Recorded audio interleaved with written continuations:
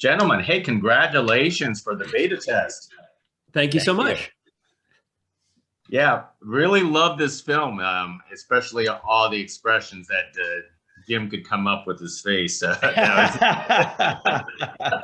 I've got a lot of them. Yeah. It's so weird. We realized that that's one of the benefits of our filmmaking is that I can just squint my eyebrows and then the audience knows what I'm thinking. And it's nice that you can be subtle sometimes. Yeah, and do a lot of scary mouth acting, which she's mastered in this film. Yeah. That is true. I'm curious though, Jim, because I've already read a few reviews on this film, and everybody compares you to Jim Carrey. I mean, how do you feel about that? Yeah. So it's fun. I mean, obviously, I grew up watching Jim Carrey's movies, and he's a very nice guy. But I think it's really just because of this one mannerism that I do at the end of the film that reminds people of Jim Carrey that I didn't realize we stole from Liar Liar until after watching the edit. But it's me going, and I didn't look at the place card settings. And it's like this funny, simple thing, but it looks like Jim Carrey in Liar Liar. And so I think people, because of that one specific mannerism, are like, oh, this is Jim Carrey 2.0. But I guess know a lot of the mea culpa is that way. You're just like, like a lot of that is very yeah, sure. I guess so. Yeah, that's a bit me, myself, and Irene. Really put that together either, honestly. Yeah, I like it. I mean, I dig that dude a lot. I think he's so funny and a great performer. Yeah, it's funny. Like I grew up watching him and Alan Partridge and so many Alberto Sordi. Like so many of my favorite actors are comic, big, weird performers. Well, you know what? Take that as a compliment because that's a great trajectory for someone's career to be compared to. Yeah. But anyways, for the beta test, where the original idea actually came from for this film, because it's such a fascinating satire. Oh, thank you. Thank you. It actually didn't come from any of the funny stuff. Like I had the idea of the letter service, and like, what'd you do if you got a letter in the mail inviting you to a hotel room from an admirer? And like, what would that be like? And I called PJ. And I was like, "What'd you do?" And he was like, "I'm with my family. I'm with my mom. Like, don't call me right now." And then, what do you do? Yeah.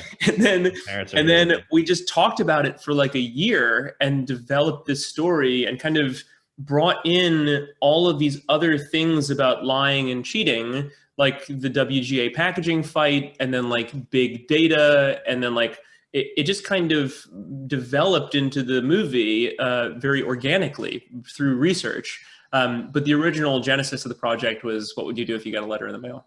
Yeah, we were originally trying to write a very contained horror movie that was going to be easy to shoot, and then didn't work out. Much to the anger of our producers, it evolved into this ridiculous, complicated, enormous thriller, independent film.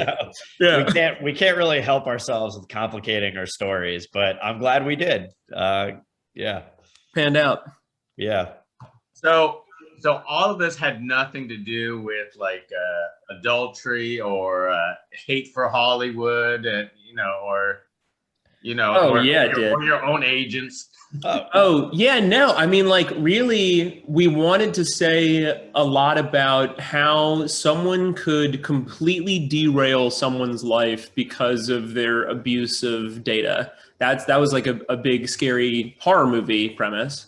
And then we wanted to make this kind of like erotic thriller about a potential letter service that's a bit like a dating app, but having it be analog. And, we love Eyes Wide Shut. And that's like so interesting of like delving into a world that is possible, but theoretical. And then it was about lying and cheating. And so, of course, we had to set it in a talent agency. And then that kind of also scratched that itch of like, the WGA fight was happening, and we're like, all right, well, let's support writers. Like, fuck these, criminal suits. Let's like, get our hands dirty and make a movie making fun of them. Yeah. Now, what about because I know this is Jim's first time of getting a directing partner and bringing in PJ here. What about directing each other and yourselves in this film? I mean, yeah, we kind of did it through the writing process, and we've done it on multiple other projects. I mean, Jim and I have been working together in various capacities for years, and For this one, I mean, yeah, we were right. Like we write on our feet. The way we write is very much performing. I mean, it's nice that we both come from acting backgrounds so that we're able to kind of perform the different roles. So when we're on set, it's just kind of doing what we've been doing in our garage for the past like year. So it's really just a continuation of the rehearsals we've been doing in the writing process. Yeah. It's very natural. It's like when we're on set, we'll be doing something and the camera will be on PJ and he'll deliver something and I'll say, give me another one, but do it like this, or like, give me something like that. And then like, because we shot the movie in 17 days, we're kind of sprinting through the shots that we need to get. And I know what we kind of need in the edit. And, we've already thought about all of that stuff meticulously for months prior. And then the same thing goes with PJ of like, if I'm doing a terrible job, it's great that he's on monitor and then can be like, yeah, that's not working. You're not going to do it like that, right? It's got to be better than that. Yeah, it's just like, that's not what we talked about. No, we like get back to the basics here. Like, this is what we need in the scene. Yeah. This is what he's doing. Believe it. Like, make it. Yeah, this is what we're going for. Yeah. It's fun. I don't know. Like there's no. It's very natural. It's very natural. And there's no like, hurt feelings. It's like, no, dude, you're not doing good right now. Like, do it this way. Like, it's like, yeah, you're right. Let's get it. We got to get it. So it's nice. So PJ, when you have a, on-screen moment with Jim, how do you keep a straight face? He's actually bad. He's way worse than me. I'm really good. I pride myself on not breaking. Yeah. PJ's a proper actor. All the goddamn time. It's like, so bad. It's so bad. He is way worse than anybody. The moment when, I'm really bad. And it's also, it feels like it's such an indulgence too when you laugh, where it's like, oh, he co-wrote the script. He thinks he's so funny. But like, if you're in the scene and somebody says something funny that's an improv, it's like, I can't breathe. I'm laughing so hard. And it's also like, we cast so many of our best friends in the movies. So you're having to act against someone, and just the conceit of acting, that they are acting, is funny to me. And so I break all the time. It's terrible. Yeah. It's so frustrating because I'm like, I finally like get the line right, and then he breaks up, and we have to do it again. I'm like, dude, I don't want to keep doing this. We don't have time to do this. Like, stop! You're ruining. This is my side. Like, stop screwing it up. Like, just don't laugh. It's awful. It's awful. I mean, it's fun, but like when it's like your performance, you're like, Jim, knock it off. Just let me get it out. No, but it's It's but it's great. It's fine. That is terrific. Well, one more thing before I let you guys go. Let's say a hypothetical situation, and you were this is real. You get a letter in the mail. What would you really do? So I've had the bizarre instances of that happening to me. If you make a few movies and they start to become successful, you get very strange DMs on Instagram, and you kind of have to grow calluses for that, where it's appealing. I mean, it's very beautiful people that reach out, but you kind of have to set up circumstances of blocking people and ignoring, purposely misunderstanding.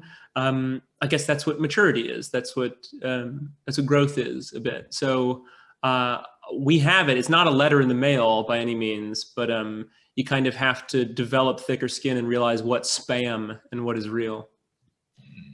I kind of agree with my character in the movie, where I would be petrified to ever actually follow up, because my wife in real life would literally kill me. she would find out, and it would be bad for me. So I'd be too scared to ever pursue anything. She'd kill me too. She would think I was guilty. Yeah, she would kill Jim too. Yeah, and Jim would go down. Yeah, by association in some way. She'd blame Jim, so we'd both be dead. Yeah.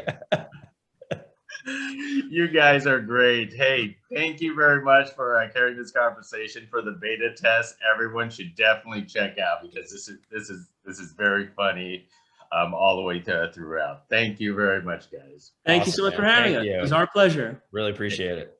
Thank you. Bye now. Thanks.